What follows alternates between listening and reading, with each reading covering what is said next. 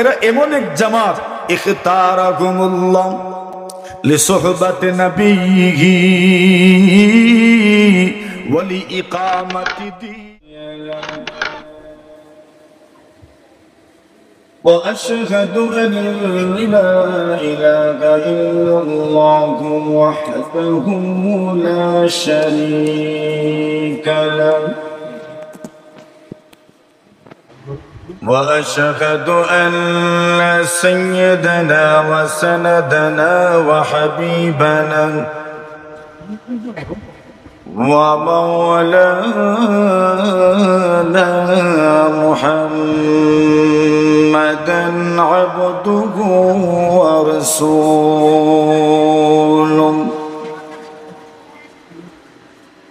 الذي أرسله الله تعالى إلى كافة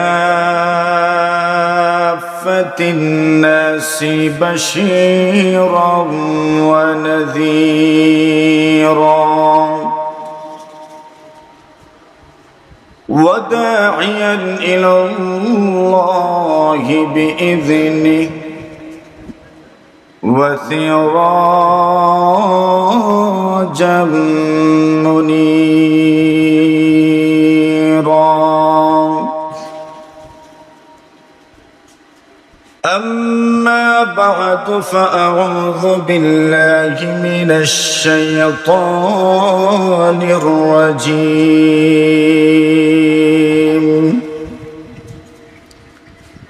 بسم الله الرحمن الرحيم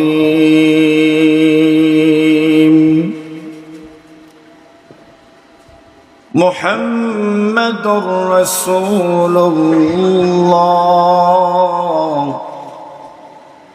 والذين معه أشداء على الكفار رحماء بينهم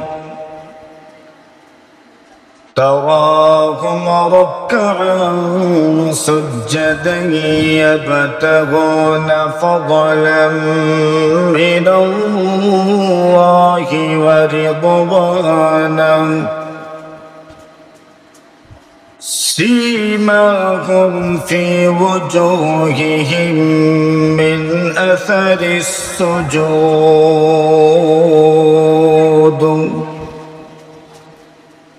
ذلك مثلهم في التوراة ومثلهم في الإنجيل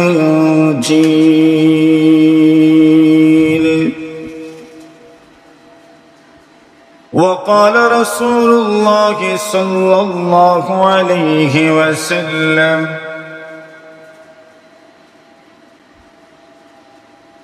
من كثرت صلاته بالليل حسن وجهه بالنهار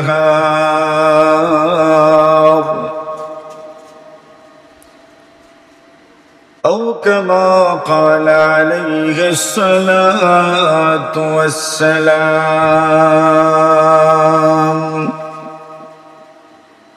آمنت بالله صدق الله مولانا العظيم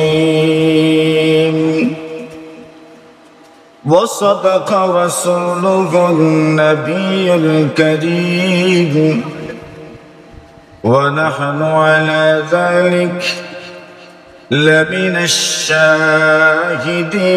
والشاكرين والحمد لله رب العالمين صلى الله على سيدنا ومولانا محمد وعلى آله وأصحابه وسلم صلى الله على سيدنا ومولانا محمد وعلى آله وأصحابه وسلم ঐতিহ্যবাহী ফুলাউড়া গ্রাম ইসলামী যুব পরিষদ এর উদ্যোগে আয়োজিত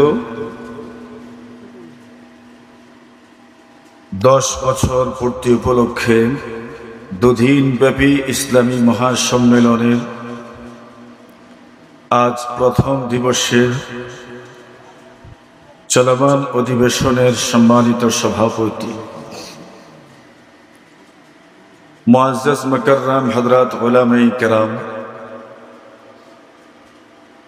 মুরব্বী সাহেবান, যুবক ভাইরা, পর্দার আড়ালে অবস্থানরত অত্যন্ত শ্রদ্ধেয়া সম্মানিতা মা ও বোনেরা, আল্লাহ পাক রব্বুল আলামিনের অসংখ্য অগণিত শুকর আদায় করছি,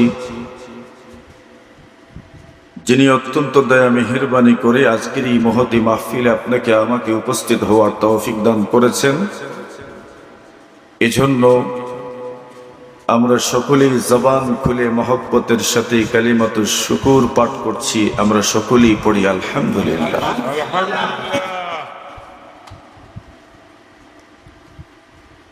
জনাবে মুহাম্মদুর রাসূলুল্লাহ সাল্লাল্লাহু আলাইহি ওয়াসাল্লামের হাতে ঘোড়া ছাত্রদেরকেই সাহাবায়ে কেরাম বলা হয়। উম্মতের কাছে আল্লাহর দ্বীন সহি তরিকায় সঠিক পদ্ধতিতে পৌঁছার একমাত্র নির্ভরযোগ্য সেতু বন্ধনের নাম সাহাবায়ে কেরাম, যাদের মাধ্যমে আমাদের পর্যন্ত আল্লাহর দ্বীন সহিভাবে পৌঁছেছে।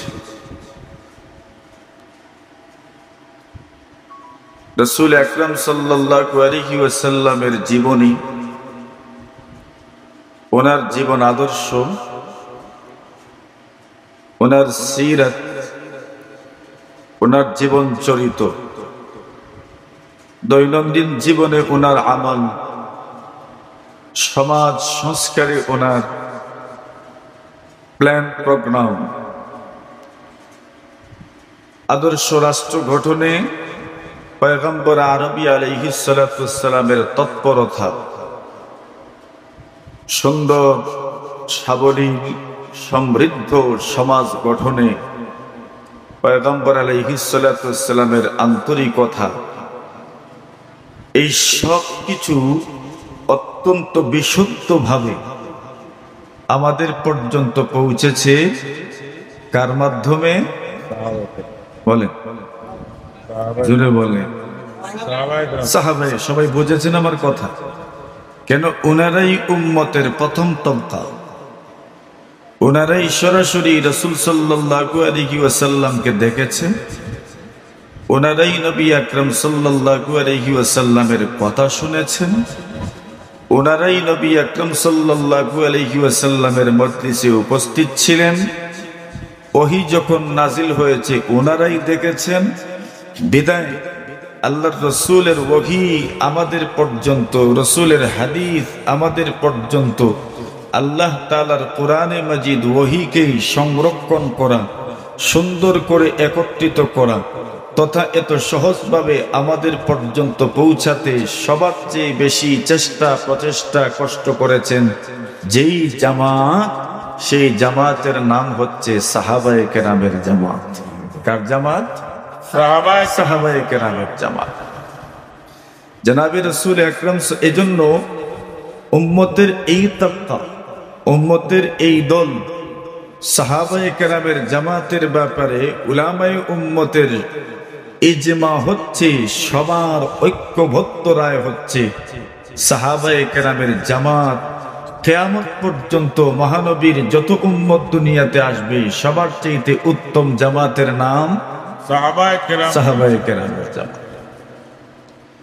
হযরত আব্দুল্লাহ ইবনে মাসউদ রাদিয়াল্লাহু তাআলা আনহু একদিন ওনার শাগির্দদেরকে সম্বোধন করে কিছু কথা বললেন, ওয়াজ করলেন।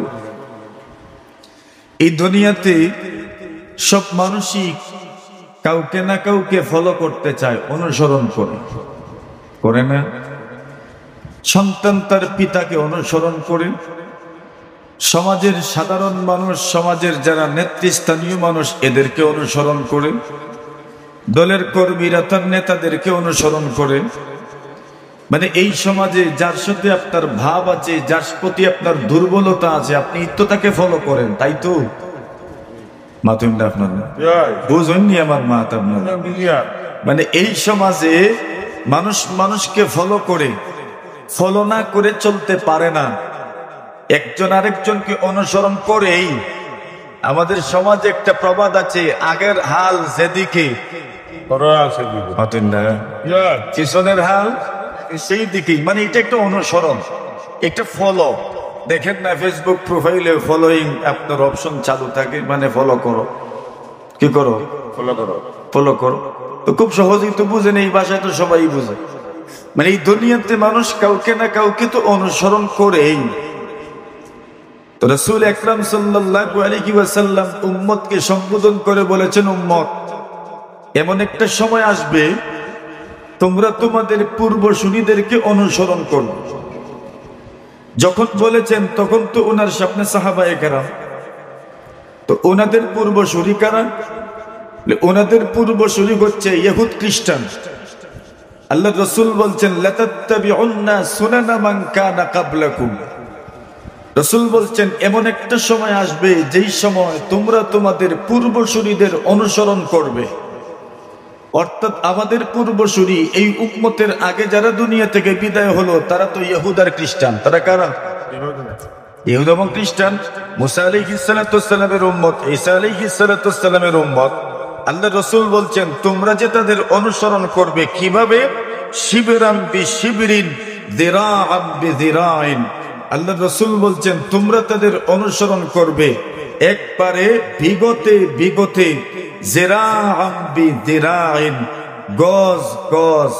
আল্লাহ রাসূল বলছেন তোমরা তোমাদের পূর্বসূরীদের অনুসরণ করবে, তোমরা ইহুদিদের অনুসরণ করবে, তোমরা খ্রিস্টানদের অনুসরণ করবে। কিভাবে?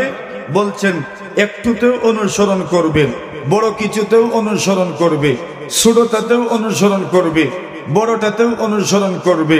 তুমি যখন তোমার জীবন চালাবে, জীবন চলার পথেও তুমি ইহুদিদের অনুসরণ করবে, খ্রিস্টানদের অনুসরণ করবে। তুমি যখন কোনো উৎসব করবে তখন তোমার উৎসবেও তুমি ইহুদি খ্রিস্টানদের অনুসরণ করবে। যদি আমি প্রশ্ন করি আপনাদেরকে, নবীজির এই কথা সত্য না মিথ্যা, কি উত্তর দিবেন বলেন? বোঝেন নাই? বুঝছেন? রাসূল বলছেন তোমরা বিগতে বিগতে অনুসরণ করবে, দিরাম বিদিরাইন, তোমরা গজে গজে অনুসরণ করবে, সর্বক্ষেত্রে তোমরা তাদেরকেই অনুসরণ করবে। বর্তমান দুনিয়াতে এই মুসলিম সমাজের অসংখ্য অগণিত নারী ও পুরুষ, যুবক যুবতী তাদের জীবনে আদর্শ আইকন হিসাবে যাদেরকে গ্রহণ করেছে, এরা ধর্মে কর্মে মুসলমান নয়, বরং ইহুদি আর খ্রিস্টান। আল্লাহ রাসূল সাল্লাল্লাহু আলাইহি ওয়াসাল্লাম বলেন এই অনুসরণের অবস্থাটা কেমন হবে? আল্লাহ রাসূল বলছেন হাত্তা লাউ তাখালু জুহরা যাব্বিন।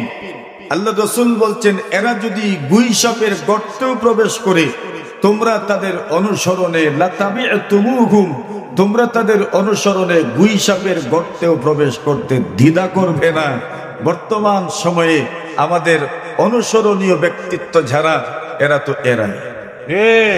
সাধারণত একজন মানুষ চুল কাটতে যখন যায় তখন তার সেলুনে চতুর্দিকে যে ফটোগুলো লাগানো আছে, ওই ফটোগুলো কার? আমাদের যুবকেরা তো এরকমই তো চুল কাটে। সবার কথা আমি অবশ্যই বলছি না, সবার কথা অবশ্যই বলছি না। কিছু যুবক তো মাশাআল্লাহ এমনও আছে তার চুলের কাটিং গো মাশাআল্লাহ মহানবী যেইভাবে খুশি হতেন এইভাবে। এই দুনিয়াতে কাপড় পরিধান করার ক্ষেত্রেও তো আপনি কিভাবে কাপড় পরিধান করেন? বলে ঘন্টার নিচে কাপড় পরিধান করেন। আরে কথা বলেন, এখন নবী আকরাম সাল্লাল্লাহু আলাইহি ওয়াসাল্লামের নির্দেশনা তো হলো ঘন্টার নিচে না উপরে, কিন্তু আমি অনুসরণ করছি কাকে? অথচ আমি কিন্তু এই কথাটা পছন্দ করি না, আপনিও পছন্দ করেন না। আমি ইহুদির অনুসারী, এই কথাটা আপনিও পছন্দ করেন না, আমিও পছন্দ করি না, কিন্তু আমার মনের অজান্তে আমার ইচ্ছার বিরুদ্ধে আমার আমলের মাধ্যমে তাদের সাথে অনুসরণ, তাদের সাথে মিল হয়ে যাচ্ছে কিনা, যেটা আমার মনের অজান্তে আমার ইচ্ছার বিরুদ্ধে মিল হয়ে যাচ্ছে। রাসূল এই কথাটাই আমাদেরকে বলেছেন, এমন একটা সময় আসবে যে তোমরা তাদেরকে ফলো করবে, তাদেরকে অনুসরণ করবে। শুধু তাদেরকে অনুসরণ করবে এমন নয়, আল্লাহ রাসূল বলছেন তাদের রূপগুলো তোমাদের দিকে ধেয়ে আসবে ঘূর্ণিঝড়ের মতো। যেভাবে ঘূর্ণিঝড় প্রতিহত করা যায় না, ঠিক এইভাবে সেই যুগের মানুষ যেই কারণে, যেই রোগে, যেই ব্যাধিতে, যেই সংক্রমণে ধ্বংস হয়েছে, সেই রূপ আমার উম্মতের মধ্যেও দেখা দিবে। এখন ওইটা তো বললেই হবে না, বুঝাইও তো দিতে হবে কোন রূপ দেখা দিবে। আল্লাহ রাসূল সাল্লাল্লাহু আলাইহি ওয়াসাল্লাম বলেন, দাব্বা ইলাইকুম দাউল উমামি মিন ক্বাবলিকুম। নবীজি বলেন তোমাদের দিকে আগেকার যুগের উম্মতের রূপগুলো, ভেদিগুলো এমন ভাবে ধেয়ে আসবে। নবী আকরাম সাল্লাল্লাহু আলাইহি ওয়াসাল্লাম এই কথা বলার পরে উদাহরণ দিলেন, আল হাসাদ ওয়াল বাগদা। আগের যুগের উম্মতের মধ্যে কি কি রূপ, কি কি ভেদি ছিল? বলে একটা রূপ ছিল হিংসা। কি রূপ? হিংসা, বিদ্বেষ। এটা তো আমরা মুসলিম সমাজে নাই। রাসূল বলেছেন ওই রূপগুলো তোমাদের দিকে ধেয়ে আসবে। রাসূল বলেছেন দাব্বা ইলাইকুম দাউল উমামি মিন ক্বাবলিকুম। বিদায় ওই রোগে তারা ধ্বংস হয়েছে, এই রোগে তোমরাও ধ্বংস হয়ে যাবে। আল্লাহ রাসূল বলছেন ইয়াকুম ওয়াশ-শুহ। নবী আলাইহিস সালাতু ওয়াস সালাম বলেন তোমরা স্বার্থপরতা থেকে বেঁচে থাকো। স্বার্থপরতা এটা তো নাই, এটা আছে। নবী আকরাম সাল্লাল্লাহু আলাইহি ওয়াসাল্লাম বলেন এই স্বার্থপরতা কত বড় বদ অভ্যাস। ফাইন্নাহু আহলাকা মান কানা ক্বাবলাকুম।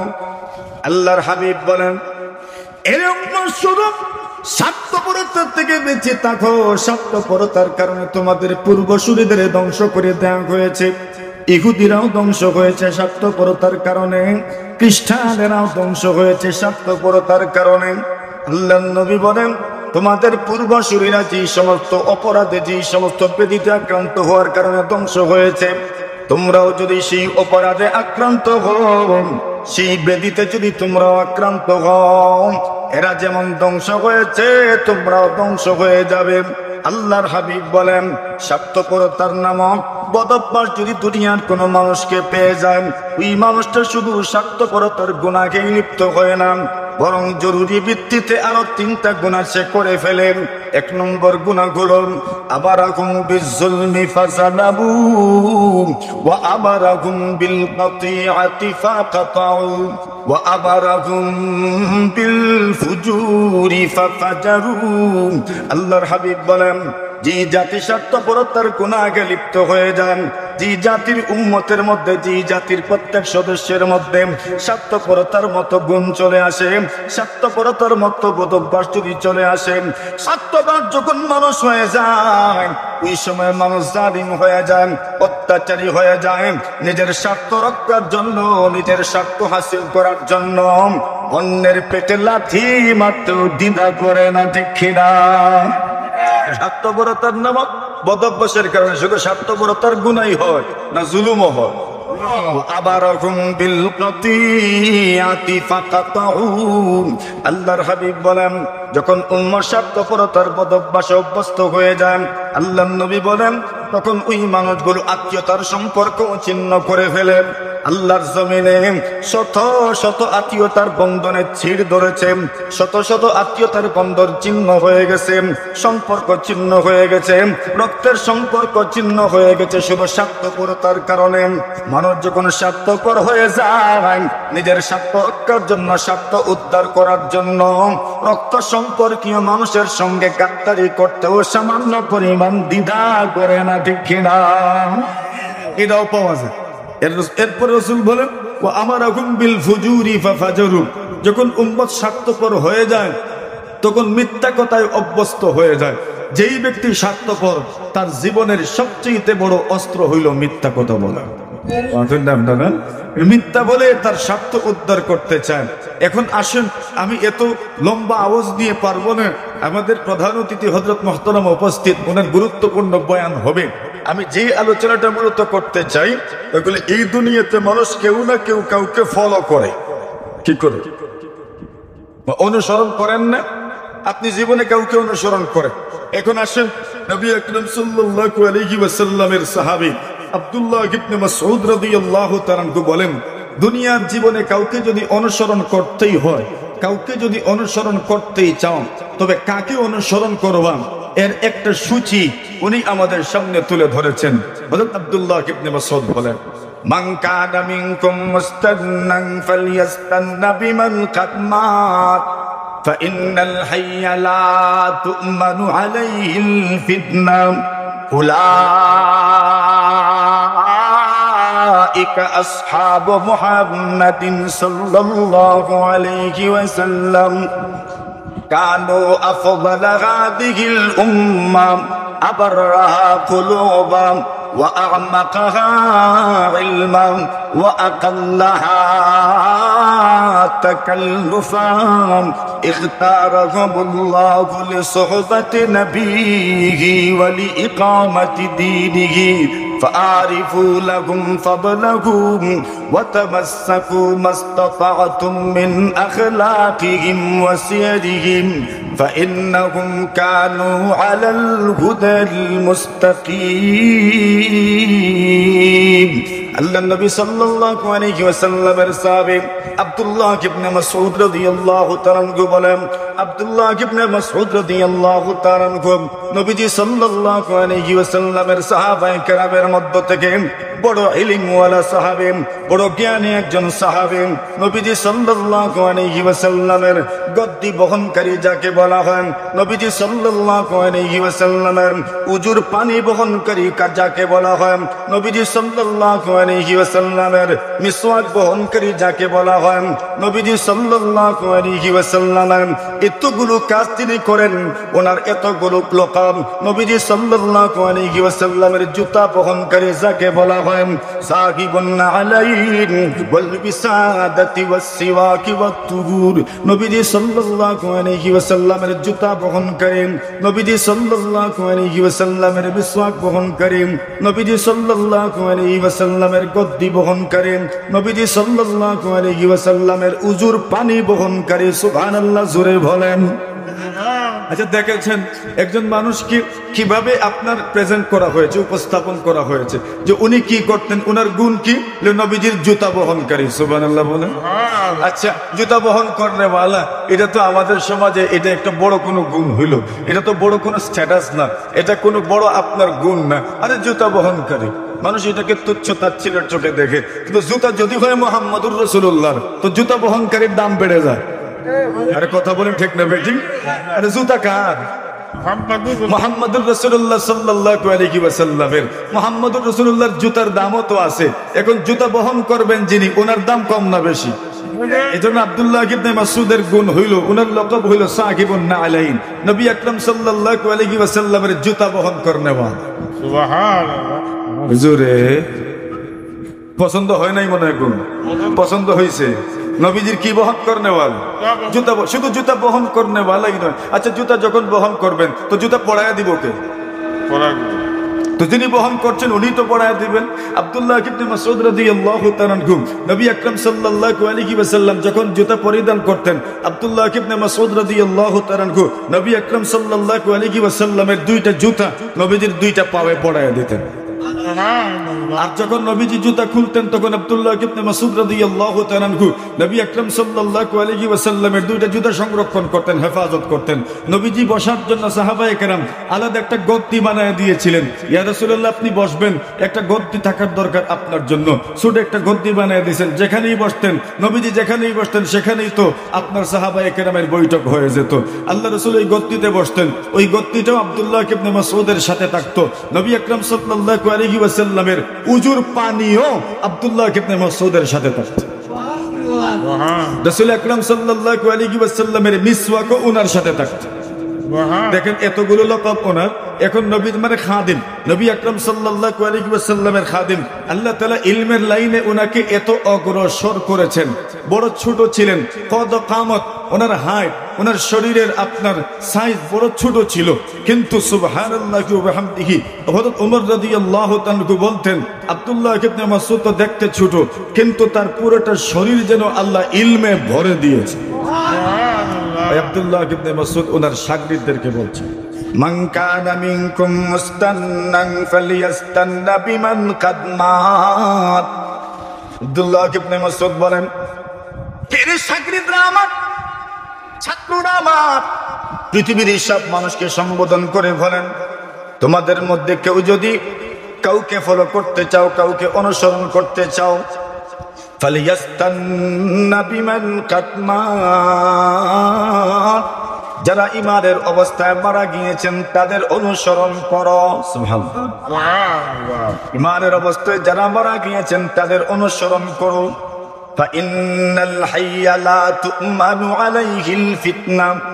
আব্দুল্লাহ ইবনে মাসউদ বলেন, এই পৃথিবীর কোন জীবিত মানুষ যদি তুমি তার অনুসরণ করতে চাও, ওরা যে চিরদিন হকের উপরে থাকবে এর গ্যারান্টি নাই, নিশ্চয়তা নাই।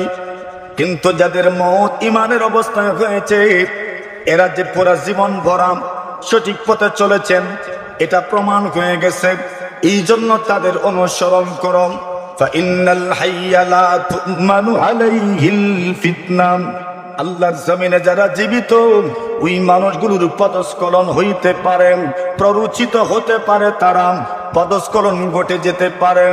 বিদায় তুমি যদি তার অন্ধভক্ত হয়ে যাও আর তার ভুলেও যদি তুমি তার অনুসরণ করো, শুধু নিজে ডুবলো না, তোমাকে নিয়েও সে ডুবে গেল, ঠিক কিনা? এইবার কথা তো একটা বললেন যে অনুসরণ করব পূর্বসূরীদের, যারা মারা গিয়েছেন ইমানের হালতে। সুবহানাল্লাহ। এখন এরা কারা, এটারও তো একটা দাগ খতিয়ান জানার দরকার, ঠিক না ভাই? ঠিক। ভূমি অফিস সংলগ্ন ওয়াস্তব দাগ খতিয়ান তো বুঝবেনি, এরা কারা, এদের তো একটা দাগ খতিয়ান জানার দরকার না? এদের দাগ খতিয়ান কি? আব্দুল্লাহ ইবনে মাসউদ এদের দাগ খতিয়ান তুলে ধরলেন, উলাইকা আসহাবু মুহাম্মাদিন সাল্লাল্লাহু আলাইহি ওয়াসাল্লাম। আব্দুল্লাহ ইবনে মাসউদ বলেন, যে মানুষগুলোকে অনুসরণ করার কথা আমি বলছি, তোমাদেরকে সাজেস্ট করছি যাদেরকে অনুসরণ করার জন্য, তোমাদেরকে দিক নির্দেশনা দিচ্ছি যাদেরকে অনুসরণ করার জন্য, তোমাদেরকে উৎসাহিত করছি যাদেরকে অনুসরণ করার জন্য। এদের পরিচয় হইল উলাইকা আসহাবু মুহাম্মাদিন সাল্লাল্লাহু আলাইহি ওয়াসাল্লাম। আব্দুল্লাহ ইবনে মাসউদ বলেন, ওই মানুষগুলোর পরিচয় হইল, কারো বাবার নাম বলেন নাই, কারো নাম বলেন নাই। নবীজি সাল্লাল্লাহু আলাইহি ওয়াসাল্লামের সাহাবী আব্দুল্লাহ ইবনে মাসউদ বলেন, যে মানুষগুলোকে অনুসরণ করার কথা বলছি, যে মানুষদেরকে ফলো করার কথা বলছি, এদের পরিচয় হইল এরা মুহাম্মদুর রাসূলুল্লাহ সাল্লাল্লাহু আলাইহি ওয়াসাল্লামের সাহাবায়ে কেরামের মুবারক জামাত। তো আব্দুল্লাহ ইবনে মাসউদ বলছেন অনুসরণ করো কার? বলে কারো জোরে বলে। এখন প্রশ্ন হইল, ওনারা কি ইমানের অবস্থায় মারা গেছে? আল্লাহ আয়াতে বলে, রাদিয়াল্লাহু আনহুম ওয়া রাদু আন। আল্লাহ পরওয়ারদিগারে আলম বলেন, আল্লাহ এদের উপরে রাজি, ওই মানুষগুলো আল্লাহর উপরে রাজি। সুবহানাল্লাহ। তো কি বোঝা গেল? আল্লাহ রাজি, মানে ইমানের হালতে আল্লাহ তাআলা মওত দিয়েছেন। রাদিয়াল্লাহু আনহুম ওয়া রাদু আন। এরা আল্লাহর উপরে রাজি, আল্লাহ তাআলা এদের উপরে রাজি। ওটা তো কোরআনে মাজিদের একটা কথা। কোরআনে মাজিদ তো আল্লাহ তাআলার কালাম।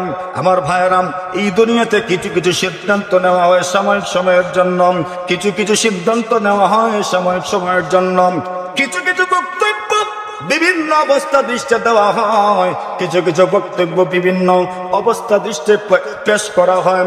কিন্তু নবী আকরাম সাল্লাল্লাহু আলাইহি ওয়াসাল্লামের উপর যে কোরআনে মাজিদ আল্লাহ তাআলা নাজিল করেছেন, ওই কোরআন কার কালাম? আল্লাহ। বলেন, কার কালাম? আল্লাহ তাআলা কতদিন থেকে দুনিয়াতে আছেন?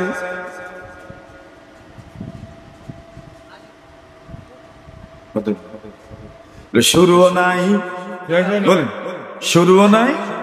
আল আজালিউল আবাদি, আল্লাহ তাআলার শুরুও নাই শেষও নাই। লাইসা কাবলাহু শাইউন ওয়ালা বাদাহু শাই ওয়ালা ফাওকাহু শাইউন ওয়ালা তাহতাহু শাই। আল্লাহর আগেও কিছু নাই, আল্লাহর পরেও কিছু নাই, আল্লাহর উপরেও কিছু নাই, আল্লাহর নিচেও কিছু নাই। উনি আজালি, উনি শুরু থেকে আছেন, উনি এর আগেও আছেন, উনি শেষ পর্যন্ত, উনার শুরুও নাই শেষও নাই। আল আজালিউল আবাদি, যিনি আজালি যিনি আবাদি, এর মানে হইল কোরআনে মাজিদ তো কার কালাম? আল্লাহ তাআলার কালাম।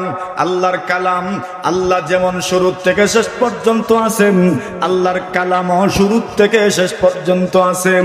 আল্লাহ যেমন শুরু থেকে শেষ পর্যন্ত, আল্লাহর কালামও শুরু থেকে শেষ পর্যন্ত। বিদায় আল্লাহ বলেছেন রাদিয়াল্লাহু আনহুম ওয়া রাদু আন, আল্লাহ এদের উপরে রাজি, এরা আল্লাহর উপরে রাজি। এরা, এটা সাময়িক কোন সিদ্ধান্ত নাকি একদম পৃথিবীর শুরু থেকে শেষ পর্যন্ত সিদ্ধান্ত, যার অর্থ দাঁড়ায় আল্লাহ যতদিন থেকে আছেন, আল্লাহ যতদিন থাকবেন, শুরু থেকে শেষ পর্যন্ত আল্লাহ সাহাবায়ে কেরামের উপর সন্তুষ্ট হয়ে আছেন। সাময়িক কোনো কথা না, চিরস্থায়ী, চিরস্থায়ী, চিরস্থায়ী কথা। কেন? এটা তো আল্লাহর কালাম, আর আল্লাহর কালাম তো সাময়িক কোনো সিদ্ধান্ত নয়। আল্লাহর কালাম তো এমন নয় যে ওই ঘটনার প্রেক্ষিতে এই কথা বলা হয়েছে। আল্লাহ যেমন কাদিম, আল্লাহর কালামও কদিম। ওইটা তো আমি আর এত সহজে আপনাদেরকে বোঝাতে পারবো না। ওইটা একটা আকীদার মাসআলা যে আল্লাহ কাদিম মানে আল্লাহ একদম শুরু থেকে, শুরু তো নাই, ওই মানে কি আল্লাহর শুরু কেউ বলতে পারবে না। সহজ কথায় যেটা বুঝি, পৃথিবীর সৃষ্টি লগ্ন থেকে শেষ পর্যন্ত যে জাত ও সত্তা শুরু শেষ সবটাই মেনটেন করেন, ম্যানেজ করেন, ওই সত্তার নাম কি? তার নাম আল্লাহ। আর আল্লাহর কালাম তো আল্লাহর গুণ, আল্লাহর কালাম তো কার গুণ? আল্লাহর গুণ। সুতরাং আল্লাহ যেমন একদম শুরু শেষ, ঠিক তেমনি ভাবে আল্লাহর কালামও এটা নতুন কিছু নয়, ওইটার শুরু এবং শেষ সবটার ভিতরেই আল্লাহর কালাম এবং আল্লাহর কথা। বিদায় আল্লাহ যে বলছেন রাদিয়াল্লাহু আনহুম ওয়া রাদু আন, এটা আল্লাহ তাআলা একদম চিরস্থায়ী সমাধান দিয়েছেন। সাহাবায়ে কেরামের উপর কে সন্তুষ্ট? আল্লাহ। বলেন বলেন বলেন, জোরে বলেন। সাহাবায়ে কেরামের উপর কে সন্তুষ্ট? আল্লাহ সন্তুষ্ট। এই কথাটা তো আমরা একবারে ঢালাও ভাবে সমস্ত সাহাবায়ে কেরামের ব্যাপারে এই বক্তব্যটা আমরা শুনলাম যে আল্লাহ এদের উপর সন্তুষ্ট। এবার আব্দুল্লাহ ইবনে মাসউদ রাদিয়াল্লাহু তাআলা বলেন, এদেরকে অনুসরণ করবেন কেন? কারণ হইল কানু আফদালা হাদিহিল উম্মাম আবাররাহা কুলুবাম ওয়া আ'মাকাহা ইলমা ওয়া আকাল্লাহা তাকাল্লুফা। আব্দুল্লাহ ইবনে মাসউদ বলেন, সাহাবায়ে কেরামের অনেকগুলো গুণের মধ্য থেকে কয়েকটা গুণ উনি বর্ণনা করেছেন। খুব গভীর মনোযোগ দিয়ে কথাটা শোনেন, কাজে আসবে। নবীজি সাল্লাল্লাহু আলাইহি ওয়াসাল্লামের সাহাবী আব্দুল্লাহ ইবনে মাসউদ রাদিয়াল্লাহু তাআলা বলেন, সাহাবায়ে কেরামের প্রথম নম্বর গুণ হইল, প্রথম নম্বর বৈশিষ্ট্য হইল আনু আফদালা হাদিহিল উম্মাম, এই উম্মতে কিয়ামত পর্যন্ত যারা আসবেন সবার চেয়ে উত্তম দল এবং উত্তম জামাতের নাম হচ্ছে সাহাবায়ে কেরামের জামাত। দুই নম্বর গুণ উল্লেখ করেছেন ওয়া আবাররাহা কুলুবাম, দুই নম্বর গুণের কথা বলেছেন ওয়া আবাররাহা কুলুবাম, এদের অন্তর বড় নির্মল, এদের অন্তর বড় নির্মল, এদের অন্তরে কোনো কলুষতা নাই, এদের অন্তরে কোনো জ্যাম নাই, কোনো জঙ্গার নাই, এদের অন্তর বড় নির্মল, এদের অন্তর বড় পরিষ্কার।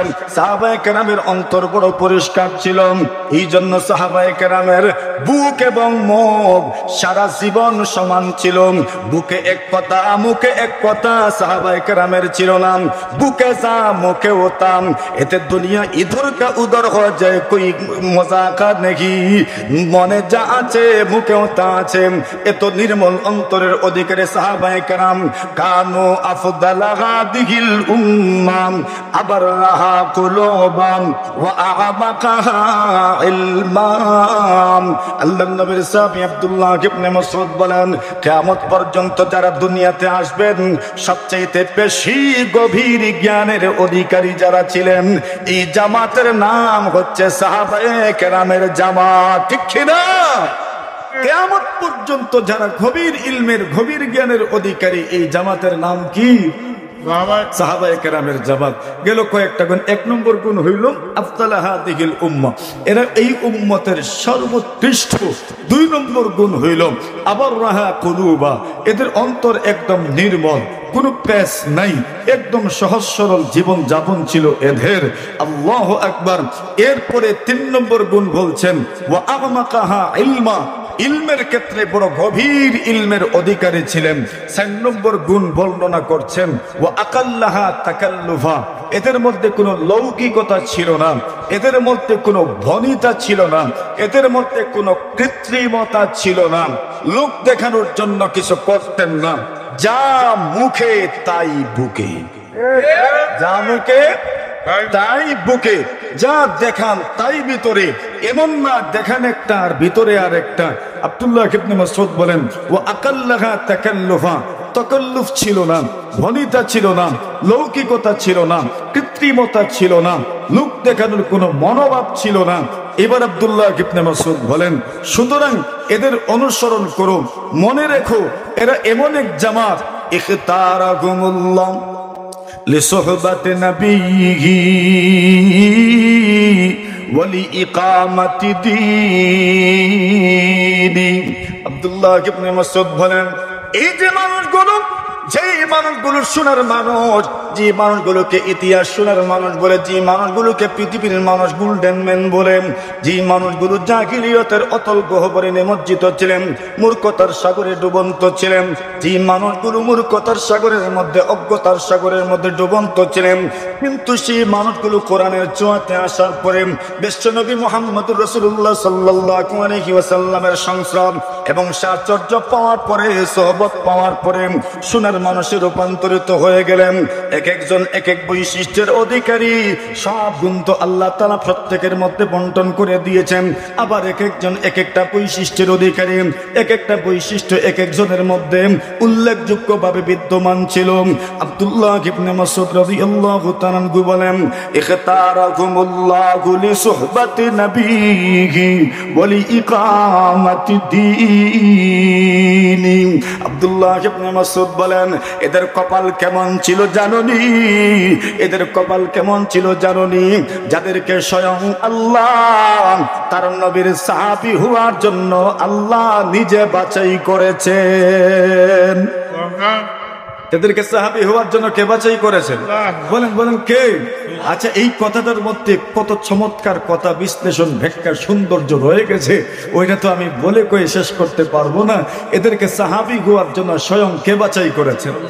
ইখতারাকুমুল্লাহু লিসুহবাতি নবিয়্যিহি ওয়া লিইকামাতি দীনিহি। আল্লাহর দ্বীনকে আল্লাহর জমিনে প্রতিষ্ঠা করার জন্য, আল্লাহর আইন আল্লাহর জমিনে বাস্তবায়ন করার জন্য, আল্লাহর নিজাম আল্লাহর জমিনে বাস্তবায়ন করার জন্য এদেরকে স্বয়ং আল্লাহ তাআলা বাছাই করেছেন। স্বয়ং আল্লাহ তাআলা বাছাই করেছেন। স্বয়ং আল্লাহ তাআলা তাদেরকে বাছাই করেছেন।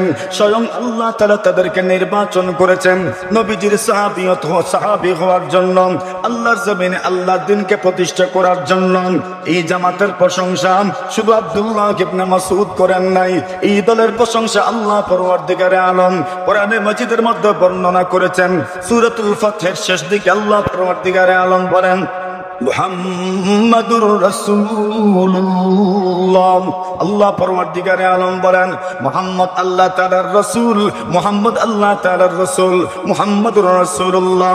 এরপরে আল্লাহ পরওয়ারদিগারে আলম নবীজি সাল্লাল্লাহু আলাইহি ওয়াসাল্লামের সাথে সঙ্গীদের প্রশংসা করতে লাগলেন।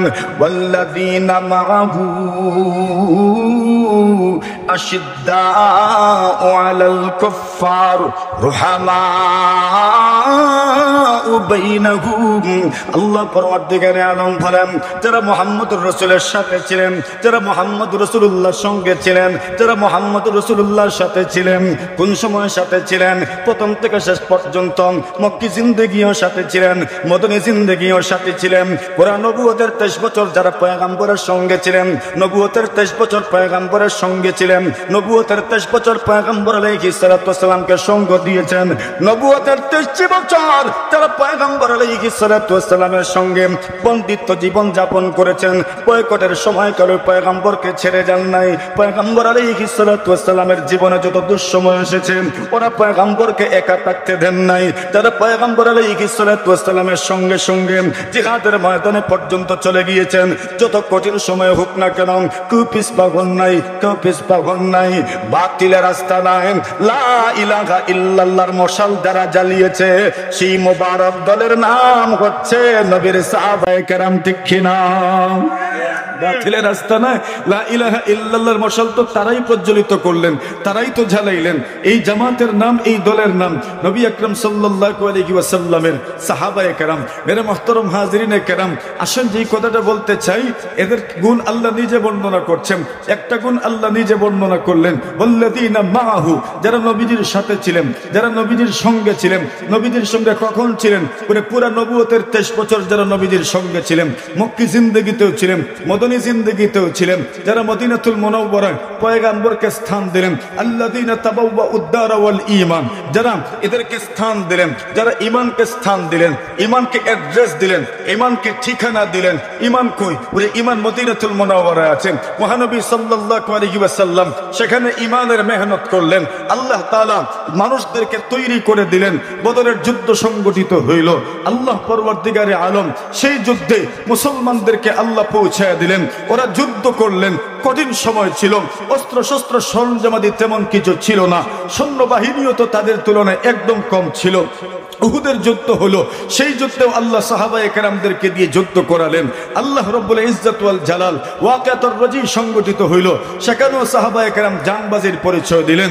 এরপরে সংগঠিত হইল গজওয়ে আহজাবের মতো যুদ্ধ, সেখানেও সাহাবায়ে কেরাম জানবাজি প্রদর্শন করলেন। গজওয়ে বনিল মুস্তলিক সংগঠিত হইল, সেখানেও সাহাবায়ে কেরাম নিজের জীবন উৎসর্গ করলেন। মহানবী সাল্লাল্লাহু আলাইহি ওয়াসাল্লাম খয়বরের যুদ্ধে সাহাবায়ে কেরাম জীবন বাজি রেখে যুদ্ধ করলেন।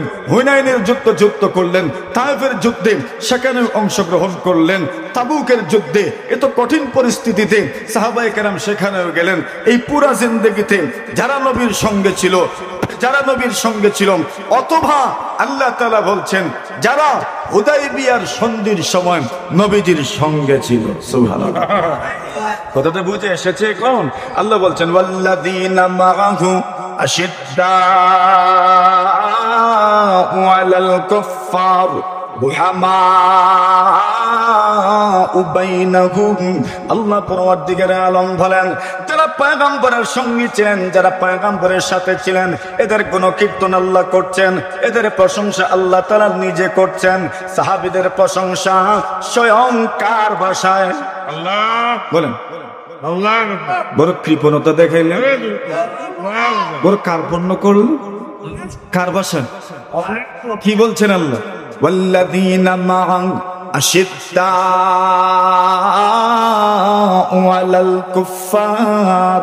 আল্লাহ বলছেন যারা নবীদের সঙ্গে ছিল এরা কাফিরদের বিরুদ্ধে, অমুসলিমদের বিরুদ্ধে ওই সময় তো মনে করেন এরাও সব সময় আক্রমণাত্মক যুদ্ধে লিপ্ত থাকতো, মদিনার উপর চড়াও করত, মদিনার উপর আক্রমণ করত।